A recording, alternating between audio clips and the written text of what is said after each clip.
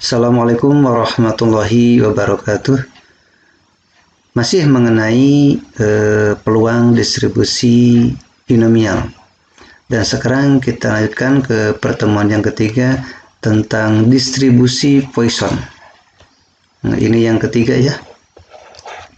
Lalu yang pertama adalah tentang tabel distribusi peluang, kemudian yang kedua tentang distribusi Bernoulli atau binomial ya, dan yang ketiga tentang distribusi Poisson. Kemudian ciri khasnya untuk distribusi Poisson adalah bahwa n-nya besar ya, misalnya lebih dari 100 atau yang jelas lebih dari 10. Karena kalau jika menggunakan rumus binomial, n-nya bisa dikatakan di bawah 10, karena kalau yang besar tentu menghitungnya susah begitu ya, terlalu besar. Misalnya pangkat 1000, itu tidak mungkin dengan menggunakan kalkulator juga. Baiklah, sifat percobaan distribusi Poisson. Yang pertama, peluang suatu kejadian adalah sama ya. Kejadian pada suatu interval saling bebas dengan kejadian pada interval yang lain. Dan yang ketiga, sebetulnya terjadinya kejadian sangat jarang terjadi. Baiklah, kita lihat rumusnya. Ini rumusnya ya. Vx untuk simbol peluang. Kemudian ini lambda ya, dibacanya ini. Dibaca lambda simbol. Untuk rata-rata banyaknya kejadian pada interval waktu tertentu.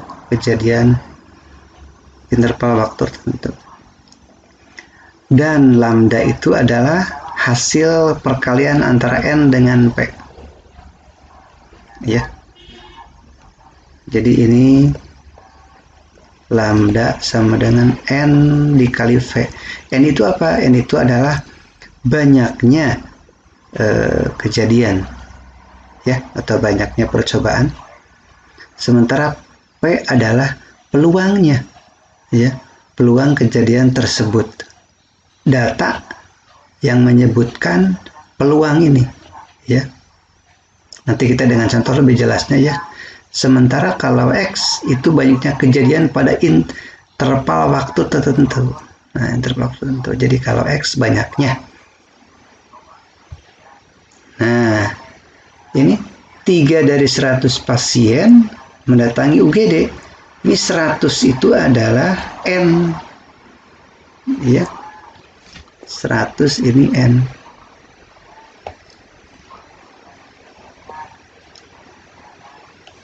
Nah, sementara X itu ini yang ditanyakan. Ya. Ini X. Nah, ini adalah X. Begitu bedanya ya. Jadi 100 ini adalah sebagai N. Oh, kalau P yang mana? P itu nanti 3/100 peluangnya. 3 dari 100, 3/100 peluangnya ya. Rumus. Jadi ini rumusnya lambda pangkat X, E pangkat min lambda per X faktorial. Kalau E itu adalah nilai bilangan natural. Mungkin di kalkulator langsung ini ya, pembulatan tergantung nanti pembulatannya berapa desimal.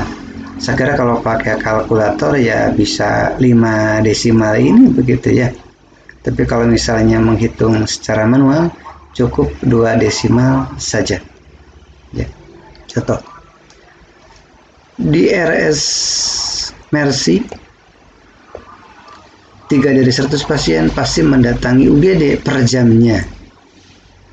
Berapa peluang dari 100 pasien akan mendatangi UGD pada akhir minggu? Sebanyak A, 4 pasien saja. B, paling banyak 2 pasien. C, paling sedikit 2 pasien. Nah, berarti langkah pertama bahwa kita tuliskan N-nya 100. Kalau P-nya 3 dari 100, 3/100. atau 0,03. Lambdanya N kali P. Ini malah langsung ya, 100 kali 0,03 ya 3. Nah, kebetulan di sini sebetulnya udah jelas lambdanya ya. Tapi nanti di soal-soal bisa saja menyebutkan diketahui peluangnya. Nah, itu ya, peluangnya misalnya 0,03. Jadi tidak diketahui tiganya. Nah, ini NP lambda. Kalau E bilangan tetap, E itu 2 desimal aja ya, 2,71. Bilangan tetap, E itu bilangan natural. Berarti kalau yang A 4 pasien saja. Jadi di sini Px sama dengan 4 ya. Kalau yang B paling banyak 2 pasien. Px kurang dari sama dengan 2. Berarti Px0 tambah P1 tambah P2. Paling sedikit 2 pasien. Berarti Vx lebih besar sama dengan 2. Berarti ini V2, P3, P4, P5, P6, P7 sampai P100. Wah, banyak sekali.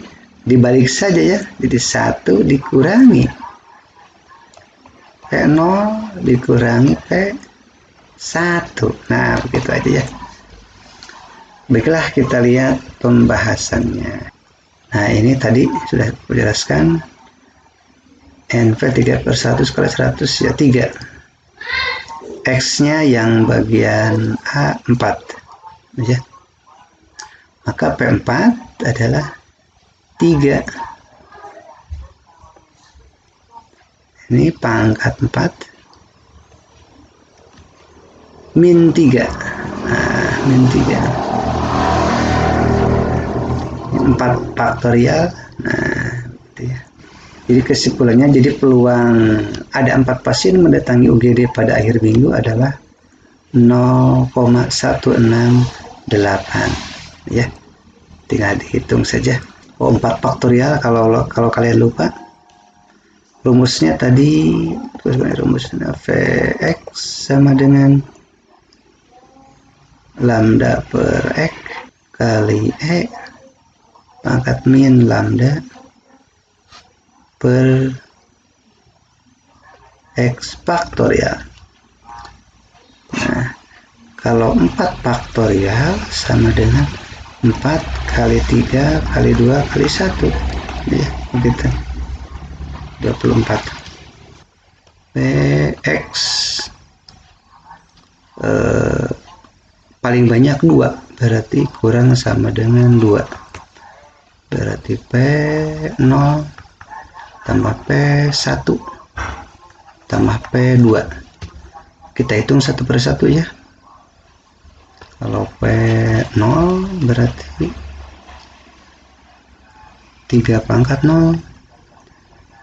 Pangkat min 3 per 0 faktorial. Berarti ini 1 ya. Tinggal 1 per pangkat 3, yaitu 2,71 pangkat 3.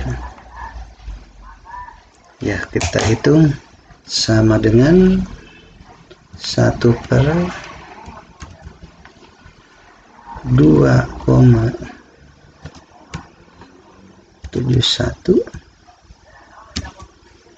pangkat 3.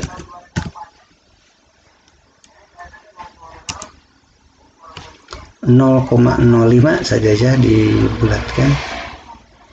Jadi di sini hasilnya 0,05. Sekarang P1 3 pangkat 1, kemudian per 1 faktorial E pangkat min 3. Sebetulnya cara cepatnya 3 kali P0 ya. Ini kan bedanya, ini 0 faktorial dengan 1 faktorial sama. Jadi langsung saja dikali 3 ya menghitungnya. Ini kali 3 per 2,71 pangkat 3. Jadi kalau kali 3 0,15 ya. Kemudian sekarang P2 berarti 3 pangkat 2 pangkat min 3 per 2 faktorial. Nah bedanya ini aja ya, tinggal kali 0,05 berarti ini 3 pangkat 2 9 per 2 kali 0,05 4,5 kali 5 kali 9 per 2. Nah ini kali 9 per 2 aja lah ya, atau 4,5 per, nah gitu aja lah, 0,22.